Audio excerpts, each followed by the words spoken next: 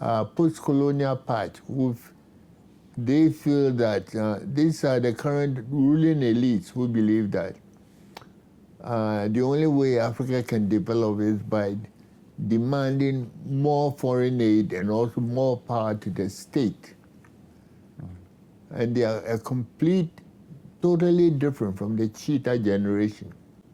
And what do you think it'll take for the cheetah generation to be able to really maximize its potential and make an impact on African countries?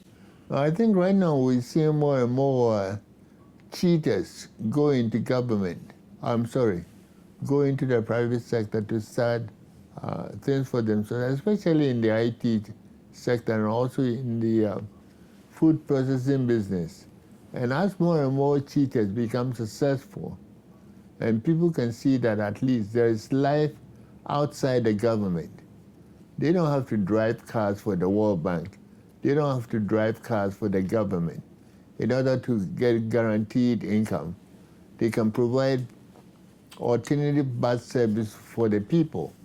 I mean, there are a whole range of cheetahs in Africa who are providing services to the people. Yeah. Fantastic. Maybe you could also, for young Africans that are viewing this video, what advice would you give them as they start to think about their own futures? I know that one item would be to read carefully applied economics for Africa. Yes, what else would you say to young people today? Yeah, I have a chapter on Africa. I have a chapter on the cheetah generation in terms of encouraging them. And that is, the main obstacle that they face is how to get their startup capital. And the startup capital, they don't need that much. I mean, we talk about microcredit finance. But microcredit finance is not what the cheetah generation needs. Microcredit finance of $50, $100 is not what the cheetah generation needs. The cheetah generation needs something like $5,000, $20,000, $100,000 to build what you might call, medium-scale, enterprises. Now, the way to get this kind of capital is either from your relatives or from your friends, or you use what you call revolving credit schemes.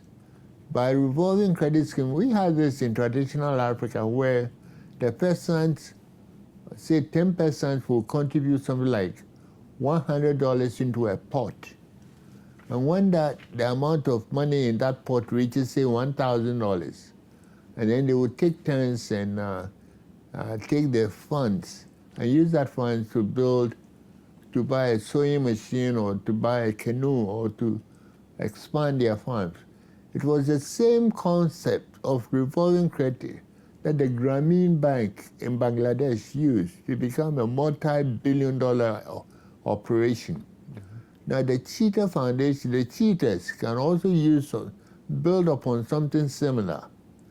If they can't get a family fund to start their business, they can also do something like that. And they can also share their experiences. What I recommend in the book is that they should have an annual cheetah conference, for example, and they can share their experiences because what the difficulties that they face in one African country and how they overcome them, say in Zimbabwe and also in Congo DR, will be something which will be useful to the other cheetahs.